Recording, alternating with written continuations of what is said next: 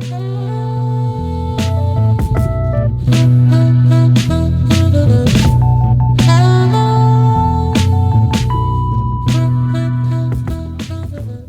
right, Steve B in the house. Thank you for coming on. Happy to be here. It's good to have you.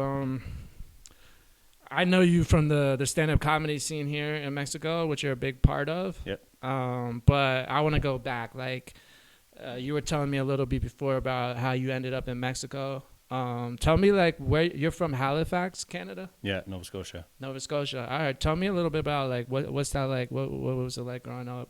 You ever seen Trailer Park Boys? Yes. It's not that. It's like that's like a 10% exaggeration on what life is like. It's like I grew up in, I don't know, kind of like white trashy in Canada, and bounced around to a bunch of schools. I think I went to like 9 schools between like kindergarten and graduating high school. Wow. But it was fine. Like it's a lot of fishermen, a lot of mechanics. It's surrounded by water, right? I was looking at it the other day. There's like a 4-kilometer stretch of road that connects it to the rest of the country. Wow. So how big is it? Like, how many people? What's the population like? It just crossed 500,000. Okay. Like, not just the city, but like the metropolitan area just crossed like 500,000. So it was like, it's the biggest city east of Montreal, but it's not a big city. It's a small city, big town, right? Like, everybody kind of knows each other. It's not so small that like you got to check if the girl you're matching with on Tinder is like your cousin or whatnot. but like the high school I went to, like 40% of the last names were Boutilier. Like, so are they your cousin or some of them were, yeah. Yeah. But no, it's not bad. It's like I said, it's a lot of mechanics, a lot of fishermen. We drank a lot, we smoked a lot of weed. And, we get by. Interesting. Were your family fishermen at all? Is that on my dad's side, they were fishermen, like lobster, mackerel, things like that in the sea. Uh-huh. And then on my mom's side, honestly, I think my grandfather was a taxi driver, and I don't know my grandmother worked for a newspaper, the Chronicle Herald. She used to type on a typewriter and type up news. She actually was nominated for. She was going to get the Miss Halifax award in the beauty pageant in like 1950 or some shit like that. But then she decided to marry my grandfather, which disqualified her. For being married, you can't win the pageant. You got to be single. Oh, wow. Yeah. Yeah. Is that true with all pageants? No idea. I have no idea. But yeah, it's a pretty chill spot.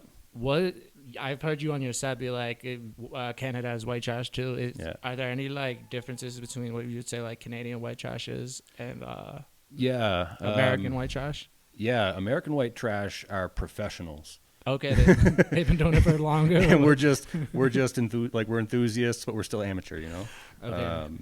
Like, I don't know. That's a really good question. Yeah, I don't know if there's like a right answer, but we're just like we're still curious. Like we'll still hold the door for you, right? But okay. it's like I wouldn't. I'd think about stealing from your car, but I probably wouldn't because like you probably worked hard for that purse, Yeah, and it's small town energy too, Yeah. Interesting. Yeah, I don't know that much about American white trash. I'm more of like American lower middle class background where it has its own issues and problems. Yeah. But it's a different sort of vibe or upbringing. Yeah, New Jersey's a bit different from like Florida.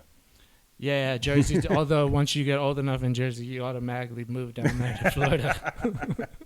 Yeah, there's a direct pipeline. there's a train actually. Yeah, 1 second. Let me just close this door. I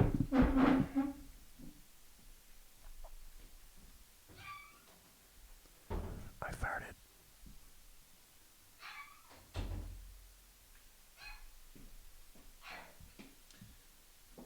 All right, so was there a feeling of like wanting to get away from where you're from growing up? Where you're like, I got to get out of here. I got to go somewhere bigger, somewhere different? Not at all. No, I always thought I was just going to be there, right? Like, it's weird, dude. Like, nobody had Steve moving to Mexico on their bingo card at all, right? Like I said, I went to 9 schools between kindergarten and graduating high school, mostly because we just kept getting evicted like every year and a half, and we'd have to move to another part of town. And I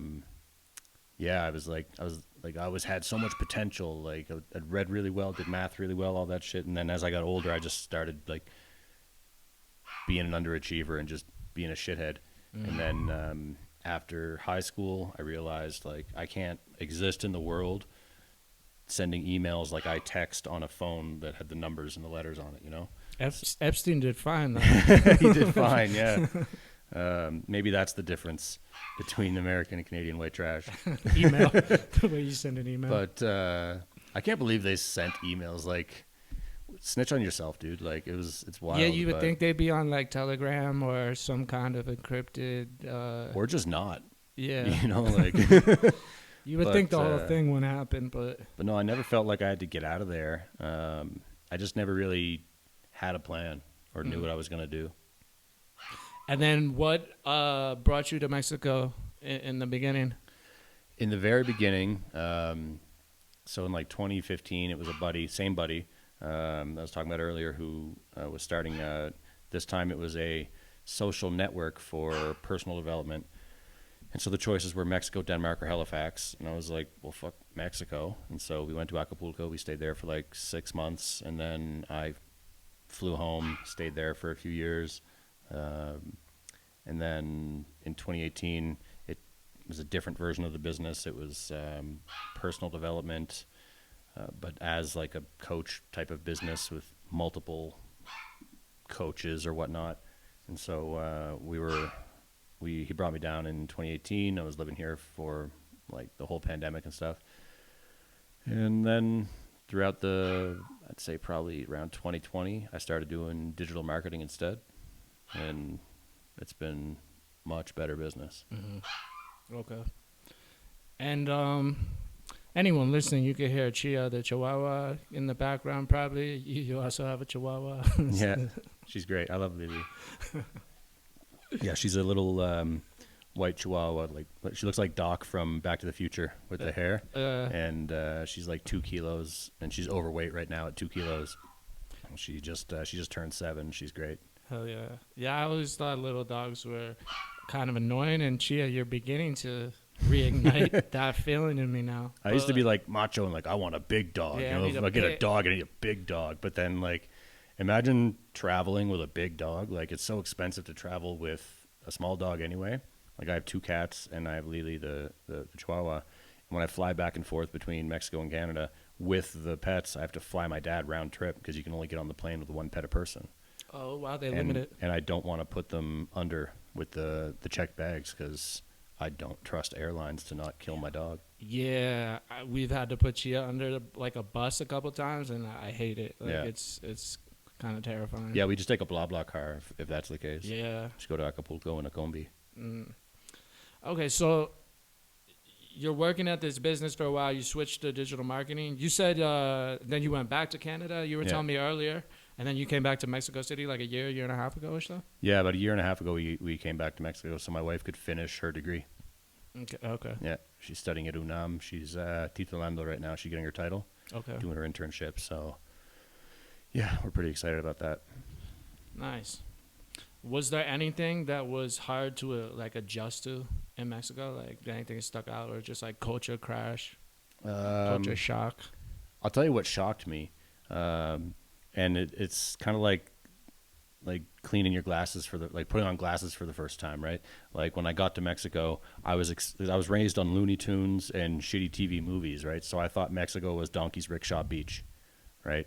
And then I get to Mexico City, I get to Acapulco, and I'm like, there's fucking infrastructure, there's transit. It's not just like tents and shit. And I felt like, have I been racist my whole life? Like, because I just knew what I saw on TV, right? I wasn't cultured at all. Like I guess I was a bit cultured because growing up in Canada, you have every country living with you. And like I grew up with people from like Kosovo, Iraq, Colombia, Russia. Every corner of the globe was in my school growing up. And but I didn't like know much. And I'd never traveled. Like before going to Mexico, the furthest I had gone to was New York. And like grade 10 or something like that for March break. And before that, I had never left Nova Scotia. And so I just didn't know. But yeah, the shock was like, they got their shit together. And I didn't know because it was just donkeys, rickshaws, and beach, just what I saw on TV, right? Yeah, yeah. No, I could relate to that. I think I grew up with a lot of different cultures as well, but you think there was an idea that like all Mexicans wanted to leave Mexico, and then you get to Mexico, it's like no, 99% of Mexicans don't want to leave Mexico. They're good, you know. Yeah. No, I love it here. Yeah, it's dope. I mean, the problem with the police kind of sucks, like getting pulled over by the cops all the time. Yeah, you told me you've had a lot, yeah. Multas. But I got to a point where like I would only keep like 220 pesos in my wallet, and they'd pull me over, and I'd be like, "Here's 220 pesos," and they're like, "No, we have to talk," and I can't, blah blah blah. And then I'm like, "Listen, dude.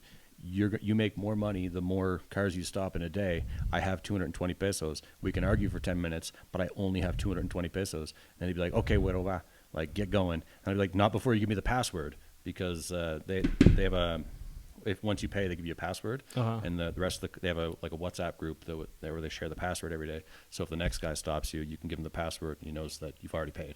And is this only on like certain highways or certain roads where they're kind of occupying a particular region? This happened to me everywhere I went. So, like, I used to live in Interlomas. I used to live in Acapulco. I've lived in Querétaro. And I've never lived, like, in Mexico City. I've always lived in the state. Mm-hmm. But it basically happened to me all the time, everywhere. Because, like, when I lived in Interlomas, if you were basically everybody there drives Audis and Mercedes. And especially if you're a white dude, it might even be a Maybach. And I had a 98 Honda Civic Coupe with paint peeling off of it and plates from Guerrero. Like, there's no better way to get pulled over than have Guerrero license plates in Mexico City. But yeah, no, but at the same time, like, I also had a Mitsubishi Eclipse, and I would go back and forth from Lomas Verdes to Interlomas a lot. And that Autopista Chamapa has no potholes, and it's not used very much at night. So I'd just be booking it at like 180 kilometers an hour or like 140. And I would just give her, and it used to be called the federal police. Now it's the National Guard, but they used to hide on the side of the highway, and like, they're not transit police, but if you're a risk, they can still pull you over. So I'd like blast by them sometimes at like 140, 150, and then they would pull out. But I was like, I'm like 4 kilometers from my exit, so I just bury the throttle. Like, if they pull me, make it home. If they pull me over, like, I'm already fucked, so I might as well just give her. Wow. And before AMLO, I used to escape from the police like 80% of the time. But then before AMLO. What happened? What changed after AMLO bought all of the police Chargers. Oh, wow. And before that, it was like Surus. So I was able to get away like all the time. And then after AMLO, it was like 50-50. And if there was a tope, I would just pull over, because like the tope makes every car as fast as every other car. Yeah. Right? Wow. What was like the first time you got extorted like? Because I imagine you didn't just assume. I don't even know if I remember. I called my buddy that I used to live with, the one that gave me the job, and I was like, I'm pulled over. I didn't speak Spanish at that time. I literally tell people I learned Spanish fighting with the transit police, going for tacos, because like, I didn't know Spanish when I came here. I just learned. I'm extroverted as fuck, so I would just go out and try. And that's one thing I love about Mexicans. Like, if you try, they celebrate you. Yeah. It's unlike the French. You could be 99% fluent in French, and they'd be like, piece of shit. Yeah. Right? I don't like that part of their culture, but Mexicans will just celebrate you if you know one word. Yeah. And so I just kept trying and trying and trying, and I had like 2 weeks of classes to learn like as, like yo, tu, usted, ellos, and el, like the conjugations. And then after that, it was just I just did my best, and eventually started listening to music in Spanish, which really helped my understanding. So I'm functionally illiterate in Spanish, but I can speak and mostly read. I just can't write, like, for shit. But in conversations, you don't have much trouble. No, not most. Like, since I taught myself, there's still, like, I say there's still baches in my Spanish, but like, the example I give is I didn't know the word relámpago for lightning, so I just said electricidad del cielo, like electricity from the sky. You know, a poet sometimes when you don't know the exact word. But my first time being extorted, I just called my buddy that I was living with, because he had done it before. He used to pay a lot more than I'd pay. I'm cheap. He'd pay like 2,000 pesos every time he'd get pulled over. And I'm like, I'm not paying more than $250. Yeah. Like, that's not happening. Pesos. But, eventually it just became like, it was just a dance. I've only been extorted once with my cousin who was driving, and I ended up paying 600 pesos. And then I got home and told my wife about it. She's like laughing at me. She's like, "You overpaid. You like never give more than 200." Yeah. No, I got out of it one time because I'm a cat guy. So when I had the car, I would always keep a bag of wet food in my like little center console. And one time I got out of it because I asked the cop, like, "Do you have a cat?" He's like, "Yeah, I have cats." And I offered him a bag of Whiskas, little wet food. And he's like, "You know what, dude? That's hilarious." And he took it. Really? Yeah. That's hilarious. Yeah, but the worst time was I was changing the license plates on the Mitsubishi, and we got a lawyer, like a gestora, to do it. And when they do it for you, they just report the plates stolen because you're supposed to surrender your old plates, and it's a crime to have your old plates and your new plates, right? And I didn't know because like where I grew up, everybody has a wall full of their license plates from their. It's like a little storyboard of their life, right? And yeah, I was outside changing the license plates, and the police came up, and they're like, "Yeah, we could put you in jail for 6 months for this." And I was like, "No." And then they were like, "Yeah, we really can." And I looked it up, and it was a pretty big deal to have your old plates and your new plates at the same time. So that time, I ended up getting out of it by paying them 500 pesos, and then they were like, "We're going to take the plates," and I'm like, "No, I paid 250 for your mordida." And 250 to keep my license plates, they wanted to take the new plates, the old ones. They wanted me to surrender them because I'm not supposed to have them. And they were like, "Okay, you can keep them, but never show them to anyone." So they're in Canada. Who are you supposed to give them to? Like, how are you supposed to get rid of them? Like right the away? DMV or whoever. Yeah. But we just hired someone to do it for us, and then you're supposed to bring them with you when they give you the new ones, and it's like a trade.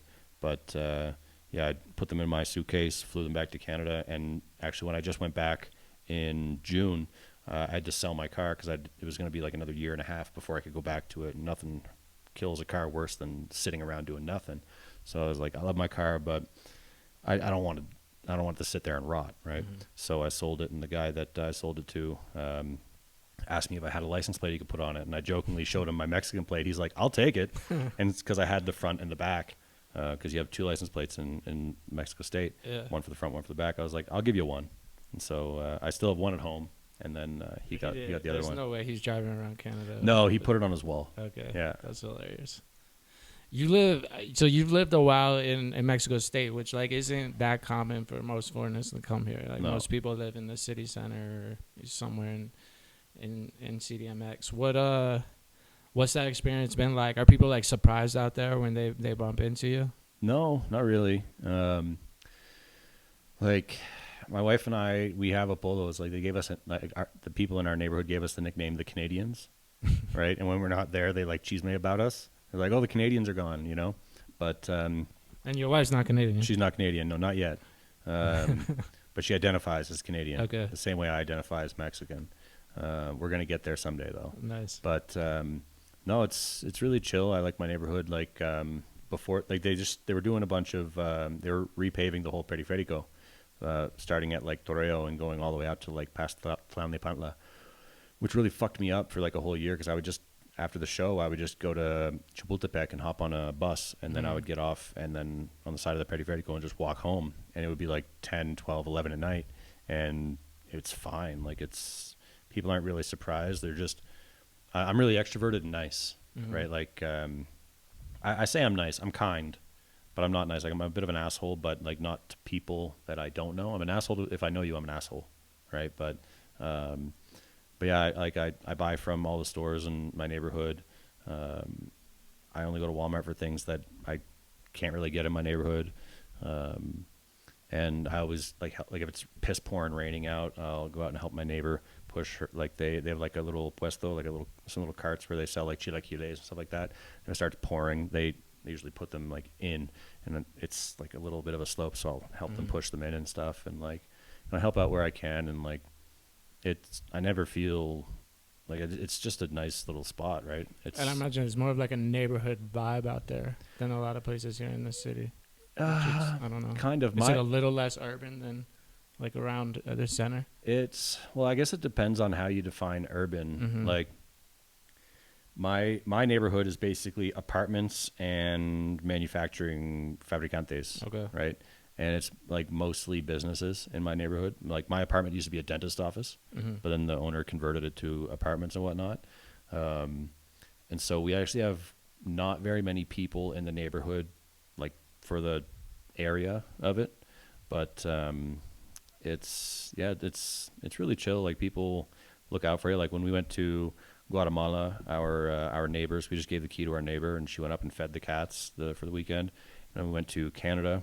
Again, we were there for 3 weeks in Canada, and our neighbor went every day to feed our cats, change the kitty litter, stuff like that. And yeah, it's really chill. It's nice. Across the street, there's a lady that runs like a beauty salon, and she's teaching my wife how to put on nails. But on Fridays and Saturdays, she turns her like driveway into a bar, and she sells micheladas. They're like over at like the caguamas. Yeah. And like, oh, they're the best, dude. She has like 17 types of chamoy and like all different types of like tajin, miguelito. You can get peanuts or you can put nerds on it or whatever. It's dope, dude. Yeah, the creativity of like the commercial scene here is amazing as far as like what individual people can create and sell and kind of be permitted by the culture and the state to sell. Yeah. No, it's pretty great. Like you can't sell micheladas, big ass beers out of your driveway anywhere in the U.S. You know? No, only in neighborhoods where the police don't go. Yeah.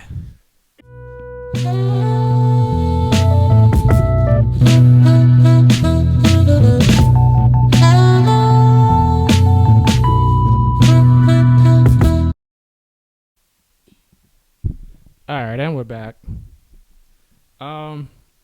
Matt, I wanted to talk to you a little bit about stand-up because that's how I know you, and I'm curious how you got started doing it. Like, what made you decide to get into stand-up?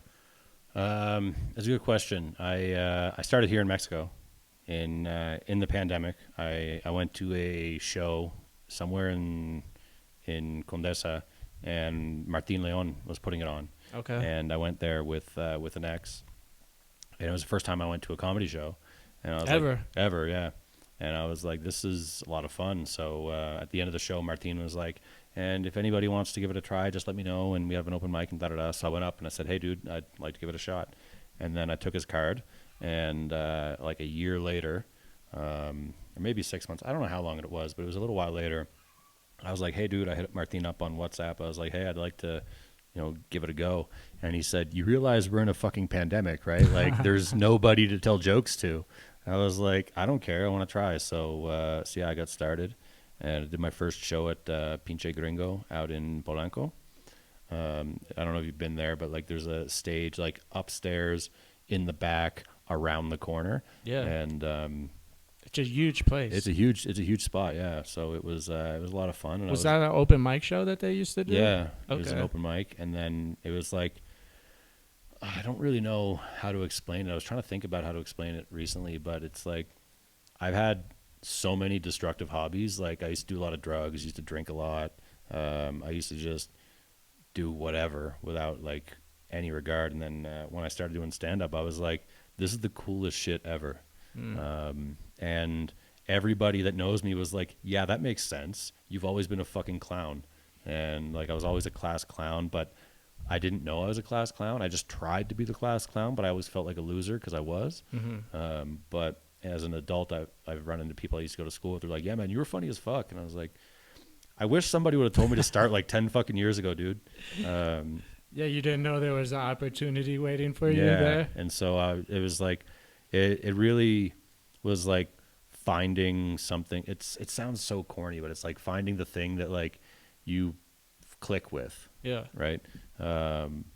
And I've just been obsessed about it ever since. That was like, I think April 2022. Okay. So it's only been like 4 years or whatnot. Just 4.5 years maybe. But I try to get on stage as much as I can. And I love, like when I travel now, I'm always trying to like, I don't give a shit about like the touristy thing. Like find me a dingy smoke-filled basement with a microphone that cuts out, you know, like that's it's such a cool way to explore the world. Yeah, and you get to meet a lot of people in the process. Yeah.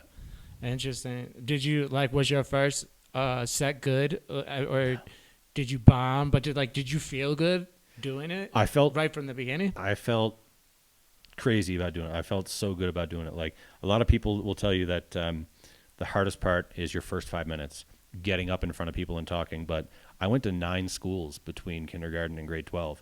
My entire life has been trying to make rooms full of people I didn't know like me. And so public speaking, talking to people, making an ass of myself that experience was already in the bag. And I just had to try to be funny. So I'd have like zero, like I say I have zero stage anxiety, but I think I do. Cause like I watch my sets back and I'm always like, I'm like swaying. Like I stand and I sway back and forth, partly because I fucked up my back doing like sit-ups. Like I put 10 kilos on my chest and would do sit-ups, and then I fucked up my back. And if I stand in one spot for too long, my back kills. But if I sway, it doesn't hurt so bad.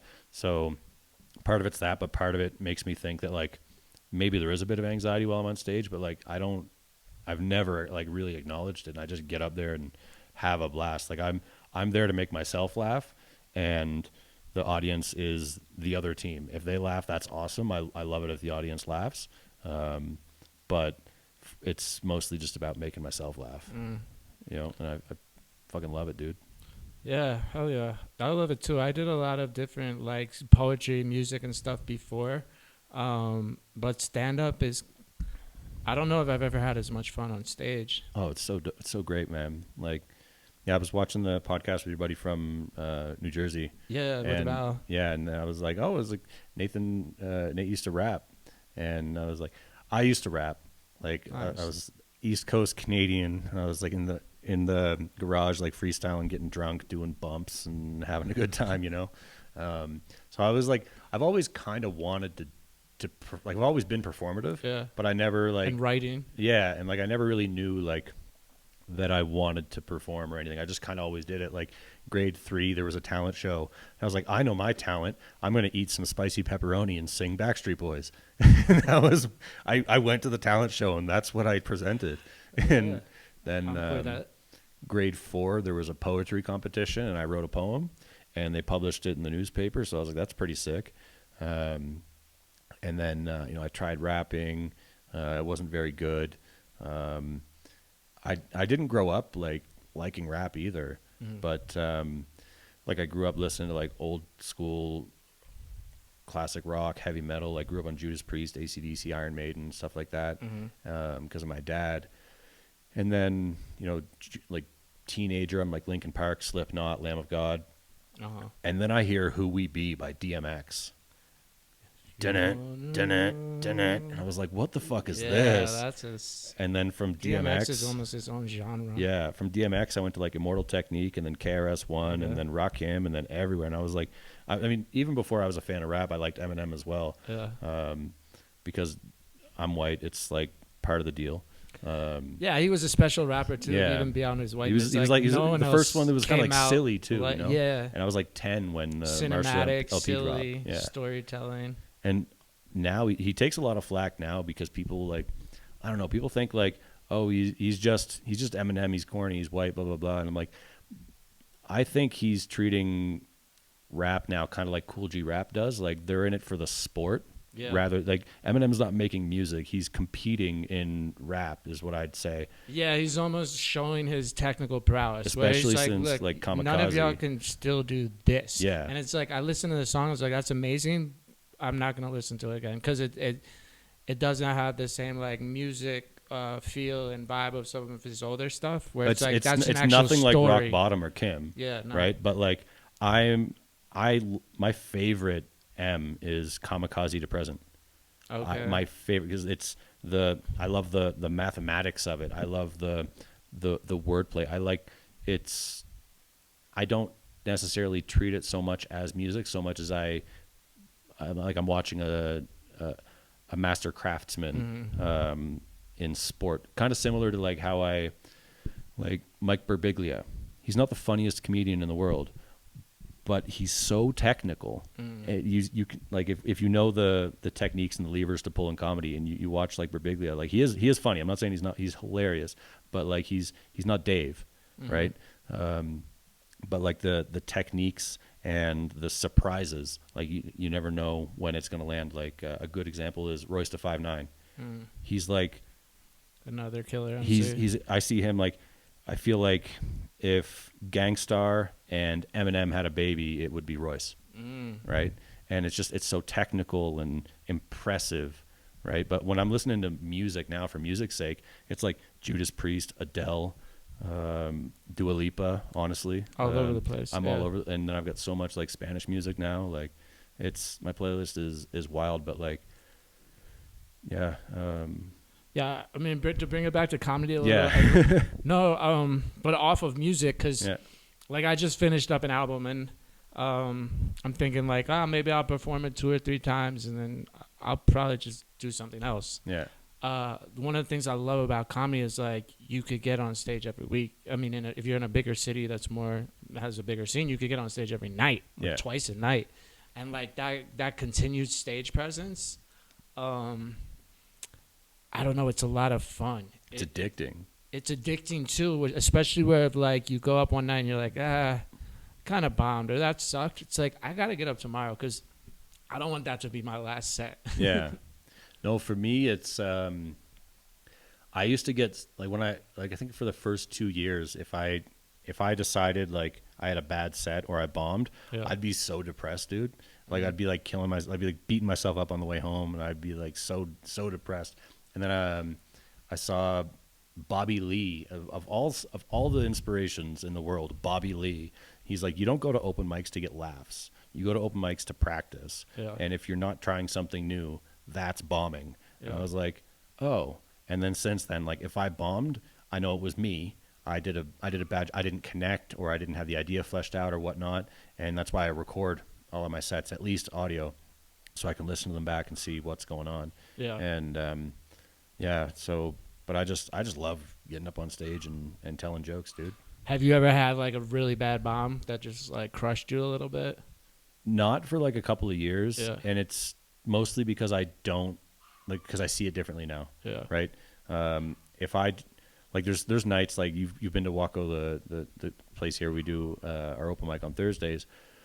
There's nights where it's basically packed, and the temptation to go out there and do 5 minutes to get a big crowd reaction, 5 minutes of 5 minutes material of you already have, something that's already developed. Is the temptation is so strong. Yeah. But like, if I go out and do that, I'm cheating myself.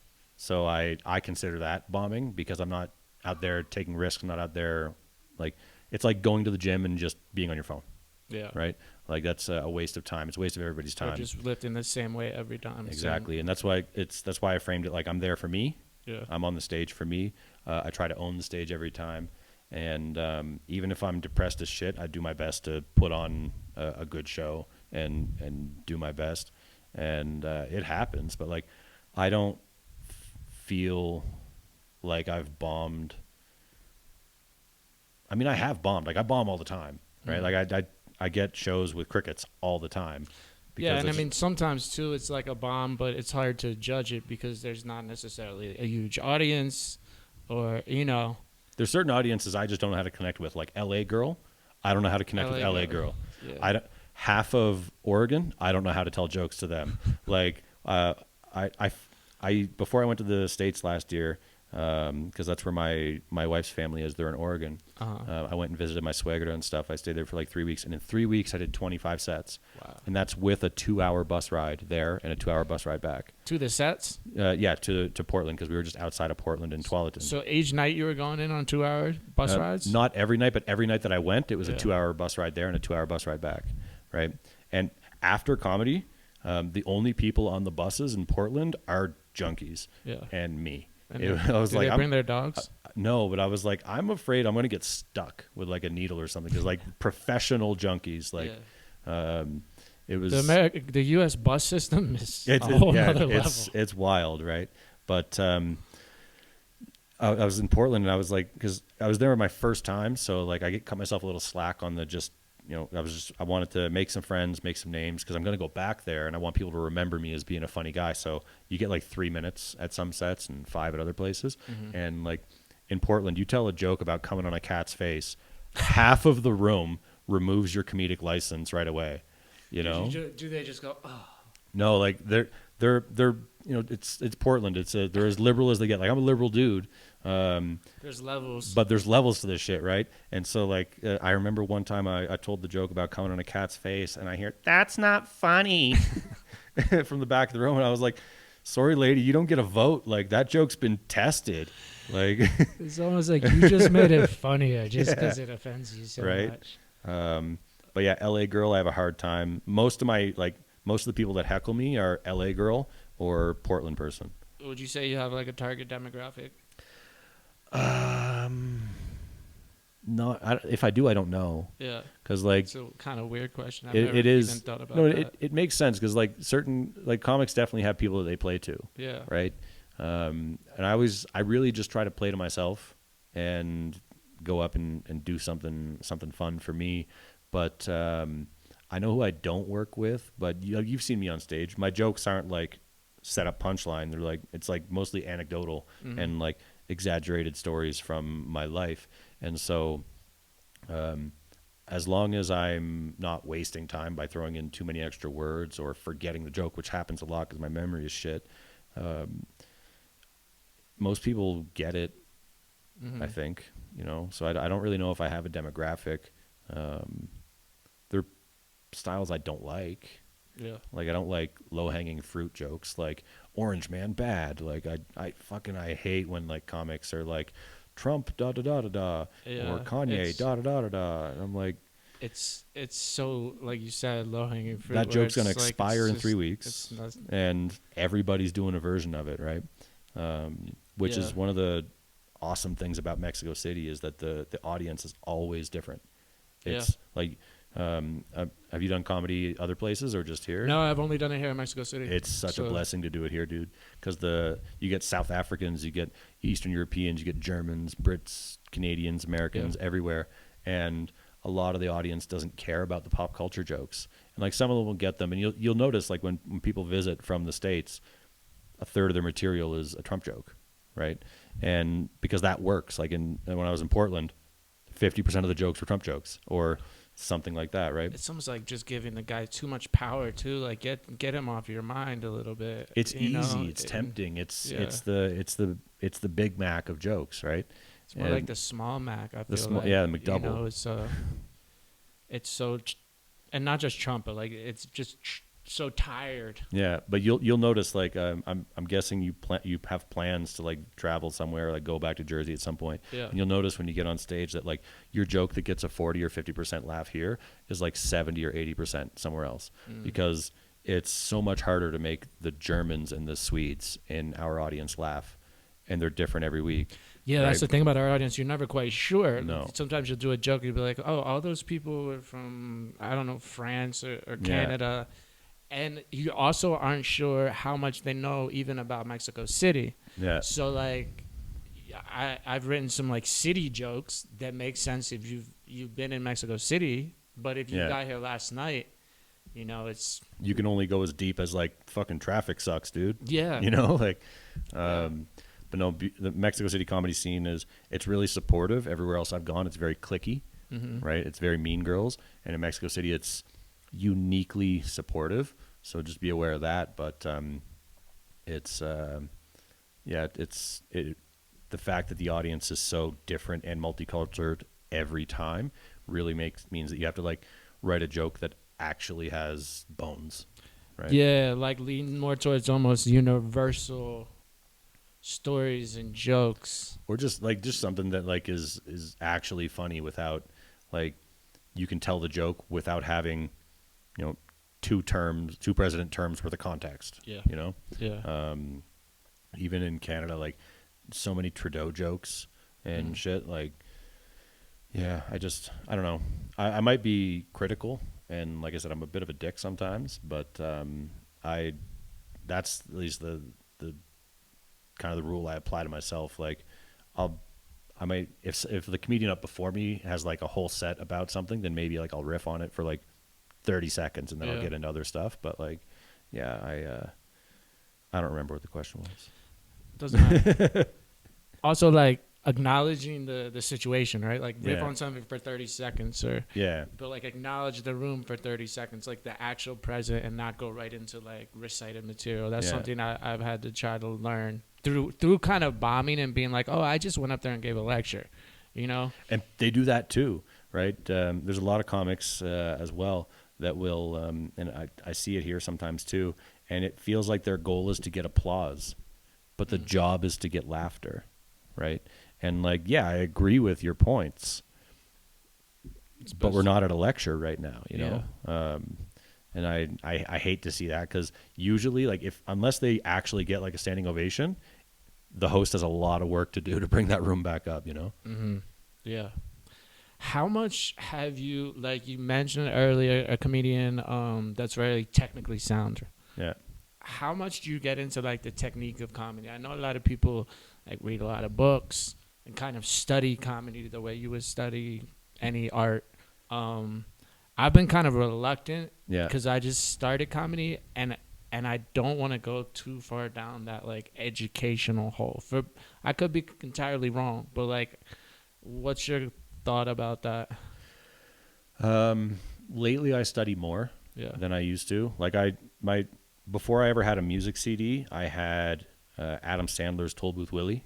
Mm-hmm. Like that CD, that was the first like CD I ever had, and it was a comedy album. And then I grew up listening to, like comedy was all around me, but I just never thought like, oh, I should do it.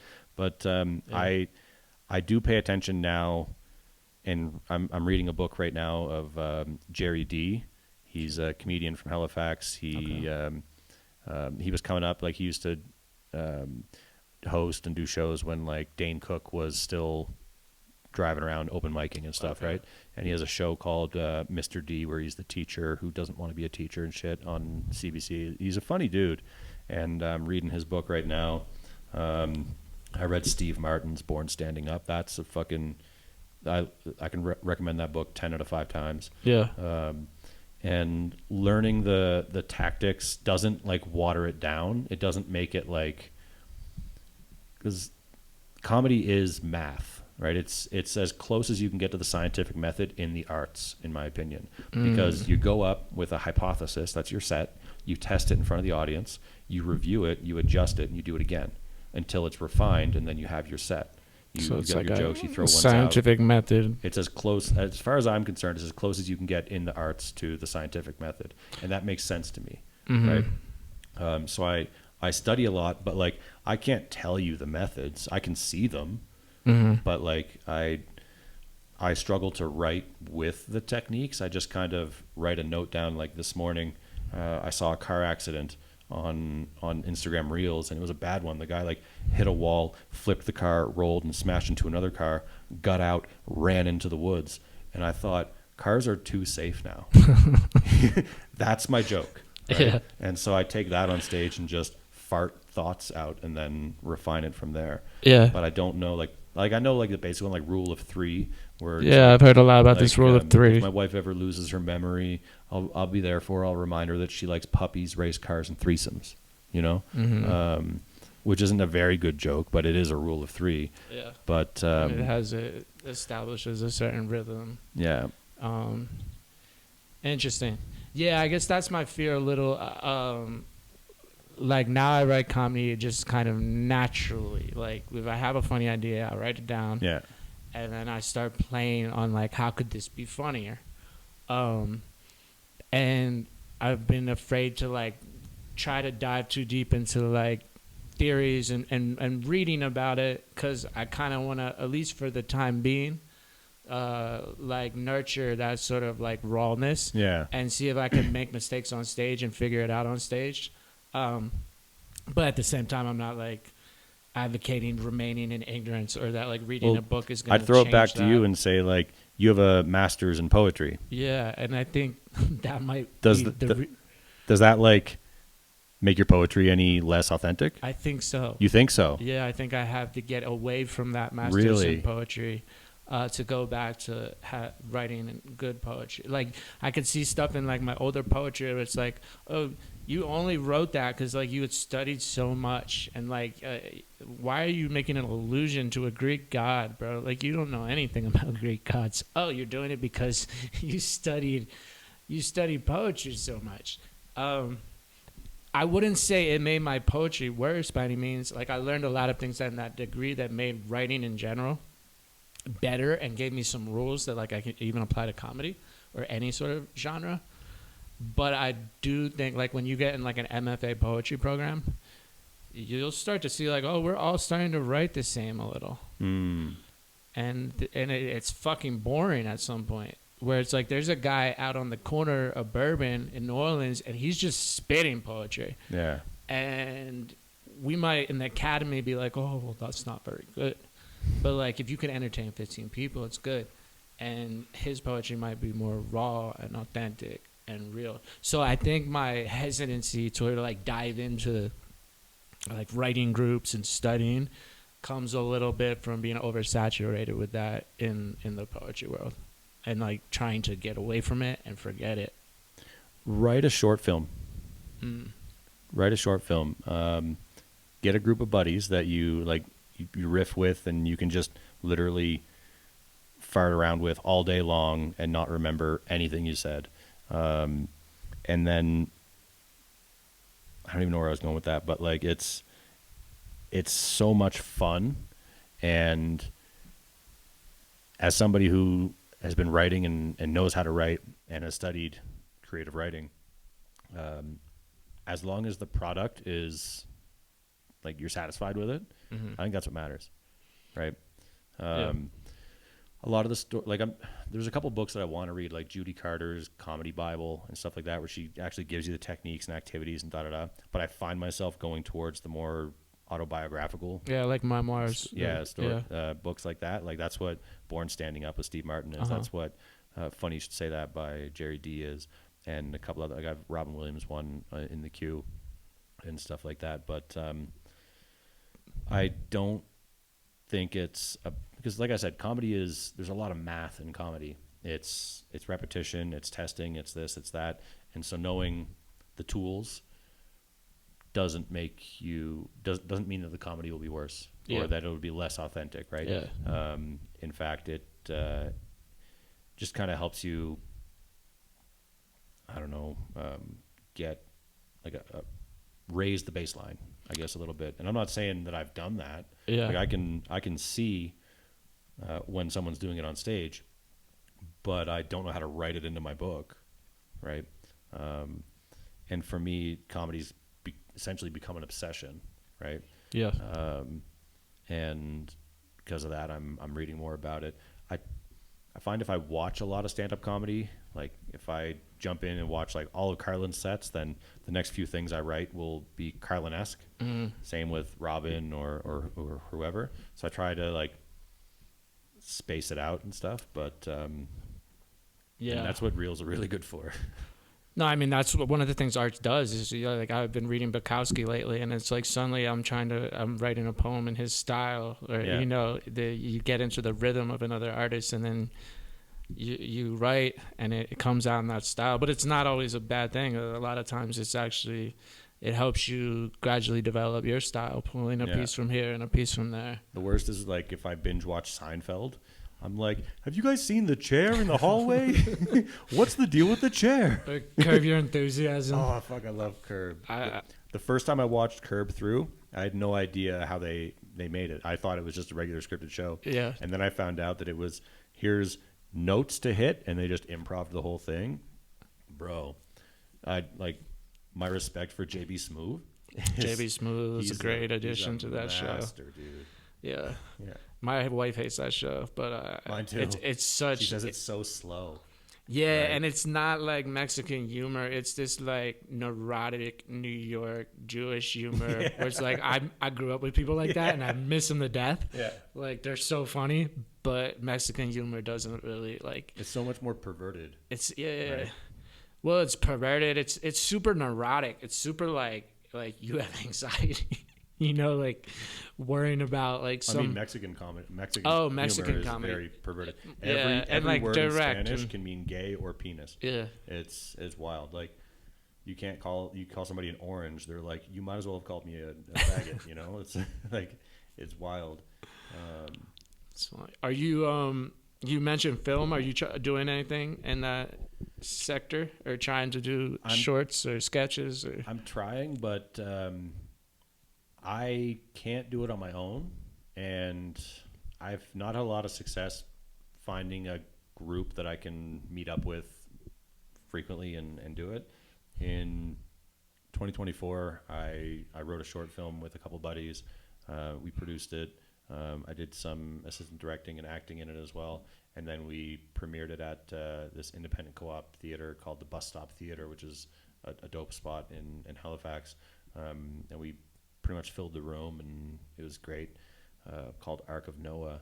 And it was so much fun. Like, we wrote it as we were trying to write a series. Mm-hmm. So we had season 1 basically all planned out with all of our story arcs and da-da-da-da. But then we found out that CBC had this like short film competition, and the deadline was 3 weeks away. So we were like, shit. We took one story arc from the season and then turned it into like a 12-minute short film and submitted it. But CBC is like PBS. It's public TV, right? Okay. So no swearing. We had like 32 bleeps in like 12 minutes. So we submitted it, and they did not accept. They accepted our submission, but they did not rank us. They just rejected us flat out because it was 32 beeps, and like we still have like all the original footage to like produce it without the bleeps, but I think the bleeps make it so much funnier, dude. Just listen to it. It's like, I want the bleeps. Yeah, and it's so much fun. Like the guys I made it with, like Kyle Andrea, he's my best buddy. I've known him for forever. He's the guy I used to rap with.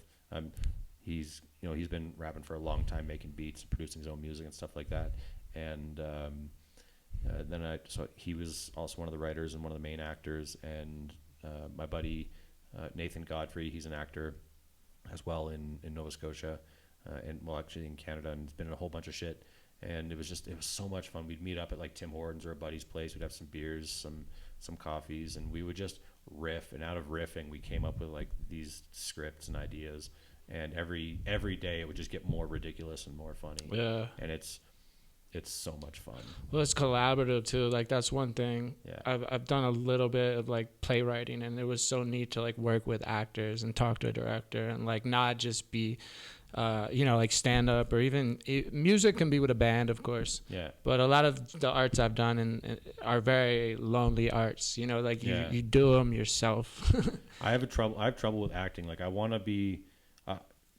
do comedy point blank. Yeah. Stand up, of course, but I also want to do like skits and short films and series and whatnot, whatever I can do to have fun and laugh. But like, I had to take a small role in our short film because when I'm like on the stage and acting, I'm just so happy. Like, I can't wipe the smile off my face. I'm Steve, like, this is a sad scene here. You come to me on the day of my daughter's wedding. Like. Thanks for the role, guys. I can get away with it in stand-up because you're supposed to smile, right? Yeah. Unless you're Orny Adams. But yeah, I have to work on that. And like, I have a whole bunch of gear at home. Like, I bought like a tripod. I bought a rig. I had my iPhone stolen at the Shakira concert. It was an iPhone 14 base, and I was like, I need a better camera anyway, so I bought a 13 Pro because it had a much better camera than the 14, and I can afford it. And so I have all kinds of gear, and I have microphones and green screen and all that stuff. You're ready. I want to do more like recording and make some more skits, but like, I just don't. So I can't do it on my own. I need my team. Yeah, you need a team. You need like either if you're going to be the leader of the team, or it's going to be like a duo-led team, or generally speaking, like anarchy teams don't really work, where it's just like everyone's equal, and it's like nothing gets done. Yeah, you gotta like take reins. But yeah, man, maybe we could do some sketches before you head back to Canada. Yeah, man, I'd love to do that. I was gonna be in one with Beto. He was gonna be the something about gentrification where he was going to punch me in the face. Nice. And say, you pinche gringo. Here's a question. Do people ever confuse you with a gringo and call you a pinche gringo? Yeah. My wife mostly. When she gets mad at me, she calls me a gringo. She calls you a gringo? Because like Canadians aren't very patriotic, and like we get mixed up with Americans a lot because, I mean, look at me, right? I also don't have a Canadian accent most of the time. Like I don't sound like Sean. Like, oh yeah, you can borrow my car. Yeah. Or I don't sound like the people from my province. So like, you never believe what your mother told me, father back at a Hortons by. Like I don't sound like that. I just sound like I'm from anywhereville, U.S. for some reason. Yeah. And so people do confuse me with an American a lot, and I don't care. But like I say on stage, like 90% of the Canadian identity is no, I'm not American, and then the other 10% is interrupting the movie, going, he's Canadian, you know, but. It's hilarious. Yeah. I was talking to my friend Val the other day on a podcast about how we're always interrupting when someone's from New Jersey. So yeah, we always shout out Jersey. Just shout out Jersey in the middle of the game. My like guilty like dark secret is that like I'm super attracted to Snooki. Snooki, like, wow, Jersey Shore. Like, I know she's like Salvadorian, but like she's not Italian. She's she's Salvadorian. Yeah, that makes. And like my I don't know what it is, but I'm like I love my wife. She's amazing, and she's everything I could ever want. But if I wasn't married and was just like wild and out, I'd be like trashy girls like that all the time. You know, like not introducing them to the family, blah blah blah. You know, I'm so much happier that I'm not dating and dealing with trashy girls. Yeah, anymore, you don't want a Snooki in your life. I don't know what Snooki's doing now, but that seems like hard to handle. A ghost hunting show in Canada. Really? Yeah, which is, I mean, you think about it, like, yeah, that tracks. Yeah, I guess you gotta take something after the Jersey Shore. Yeah, but I recently told my wife, I was like, yeah, like Paris Hilton and Snooki. You know, like it's my type. I just kind of own it. You know, it's bad. It's fine. She likes white trashy dudes. She's like Eminem in his bleach blonde hair, white beater era. Yeah. She's like, if I could go back to that, I wouldn't even know you. You know, and I'm like, that's fine. That's fine. Hilarious. All right, I got one more question for you. So we talked a lot about home and where you're from. What, if anything, like, do you miss from home when you're here in Mexico? And is there anything that you got from home that like you bring with you, something that you think is distinctly? That's a double whammy. What do I miss from home? Driving in the snow. I fucking love driving in the snow, dude. I love comedy so much, but my other thing that I love is driving, especially in dirt and mud and snow. And you got a truck, 4-wheel drive? No, shitbox Honda. Okay. You know, just ripping in a Honda Fit. You know, and like when the road is full of snow and full of ice, and you're just like skating with your car. Fucking love it, dude. We'll be doing like 60 miles an hour on the highway. The snowplow hasn't been by yet. There's big ruts from the trucks driving down the highway and whatnot, and then just little Honda Fit just bolting down the highway. And my wife hates it, but I fucking love it. Yeah, it sounds terrifying. It's great. Like the snow will be coming down. Like you guys get a lot of snow in Jersey as well, so you've been there where like it looks like Star Wars warp speed with the snow going over the windshield. Doesn't even touch it. And then like you can slide around corners, and I used to drive a snowplow and like a little bit, and sometimes it would snow enough that you could just do donuts in the intersection during a red light, and the cop would just flip his lights at you because he can't go anywhere, but he's like, hey, stop that, you know.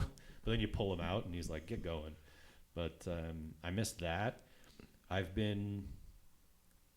Previously I haven't been so much like I miss home, and it's patriotism has meant a different thing in the last 10 years than it used to. So I wouldn't say like I'm patriotic much, but I'm nostalgic for home, you know, like, yeah. And then what kind of nostalgic? Yeah. So like just nostalgia for like, I guess growing up in like I was born in 1990s. So like my childhood was the 90s, which is a weird time.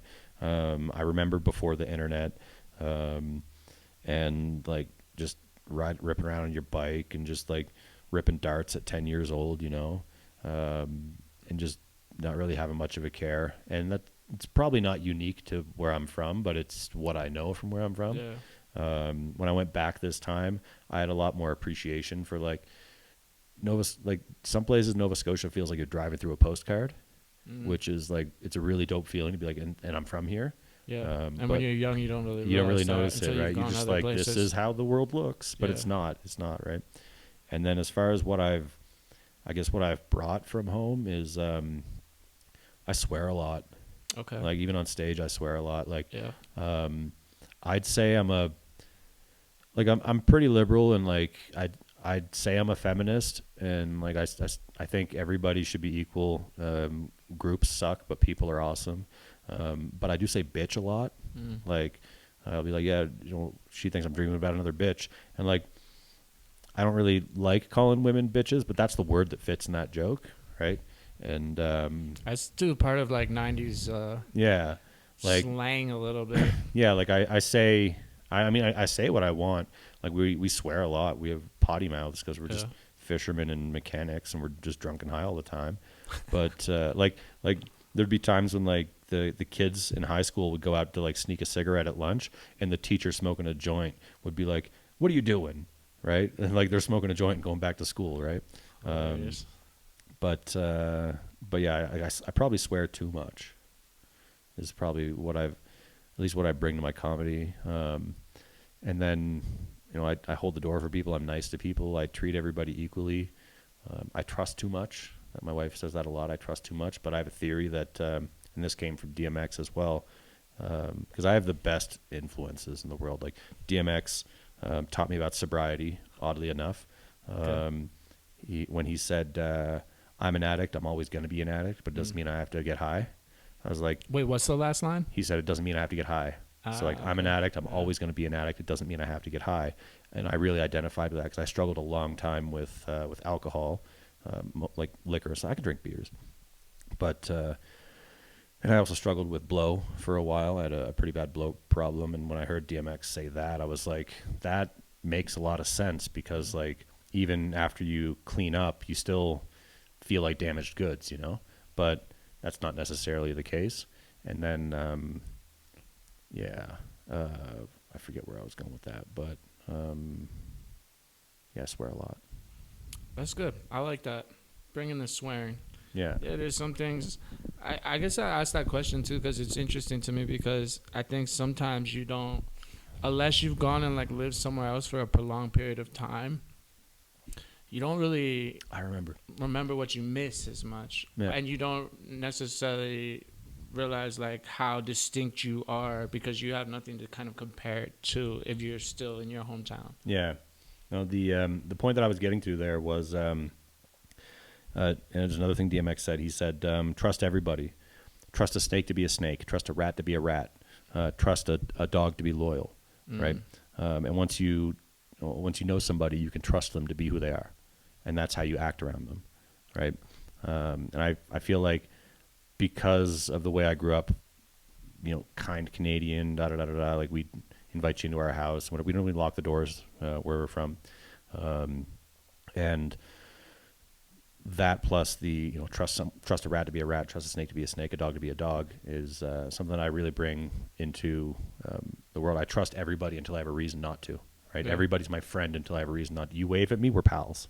And I feel like that's a thing I bring from home. Oh, cool. And it works really well in Mexico. Mexico welcomes me with hugs everywhere I go. Yeah. I tell people when they ask, I'm like, the U.S. is like a little union of small countries, and Mexico is like a union of cultures, right? And so in the pandemic, in the States, it was like different states had very strong different opinions about what to do and how to go about it. And in Mexico, it was like, we're all in this shit show together. Yeah. Have some gel. What is that? Have some gel. Have some gel. Yeah. This restaurant is closed, but if you knock on the door, we'll let you in the side. Yeah. We're still serving. No, it was pretty good. Yeah. But yeah. Interesting. Yeah, the pandemic here was definitely different than it was in the U.S. Did you take the metro during the pandemic? Was it open during the pandemic? Yeah, it was the same. It didn't change. Yeah. You go to Cuatro Caminos, and it's like, what pandemic? And people were packing it. People were packing in. Some people had cubrebocas. Some people didn't. Yeah. You go to Acapulco, The only thing that changed there was gel at the front of the store. Yeah. Right. I remember like El Centro Histórico was, gel everywhere. And I forget what else they were doing. Oh, the things where you had to wipe your feet. Yeah. Like the dirty water, you would wipe your feet before you go in. But one distinct image, I remember shopping during Christmas that year. And in El Centro Histórico, it's all like little shops. I go there to buy all my hats and stuff. I go to Tepito all the time to buy shit. So everything was technically closed, but there were lookout kids on every corner. Yeah. These lookout kids in fake Jordans, and they would open the little door. Yeah. And you'd go in, but if the cops came, the lookout kid would shout, and like you would get shut in. Whistle. Yeah, they'd whistle, and you get shut into the shop. Yeah. You ever seen them when the police come to do like the merchandise raids, and everybody just grabs their tarp with all their stuff and takes off? I've seen that in El Centro a lot. Yeah. It's interesting. Yeah, I mean, I think another part of that is that in the States, the central government really controls the people. So like during the pandemic, it was like, these are the rules. Yeah. And like there's some leadway between states, there's flexibility there. But here in Mexico, it's like, these are the rules. You guys do with them what you will. Do your best. Yeah. Exactly. No, that makes sense. And I was here the whole pandemic. So it's funny. My uncle has this thing where he's like, oh, the commies, da da da, as if he was like somebody in the Cold War or whatnot. Mm-hmm. And then because I was here in the pandemic, we had the drive-through vaccination, so I got 2 AstraZenecas. And when it came time for the third one, they're like, do you want an AstraZeneca or do you want a Sputnik? I was like, give me the Russian vaccine because my uncle's gonna fucking hate it. So that was the Russian vaccine that was out for a little while? Yeah. So I got that. That was my third one. No side effects? You all good? No, I'm good. I share a lot more. Commie. Goddamn commie. Yeah. All right, where can people find you? Instagram and TikTok. My friends call me Steve with an underscore at the end of it. And then I have my website, which is myfriendscallmesteve.com. I'm going to be rebuilding it because I'm trying to launch a website builder software company now, so I have to rebuild my website using my own platform and stuff, so that doesn't really matter. But yeah, my friends call me Steve with an underscore on TikTok and Instagram is where they can then find me. And I really got to start uploading more shit because it's mostly just a couple of my comedy clips, cats, and my cars. Like, my brakes fail. I'm like, let's take a picture. Nice. Well, thanks for coming on, man. I appreciate it. Yeah, man. Thanks for having me. Salud. All right, we'll get you a new one. Yeah, cheers. Peace.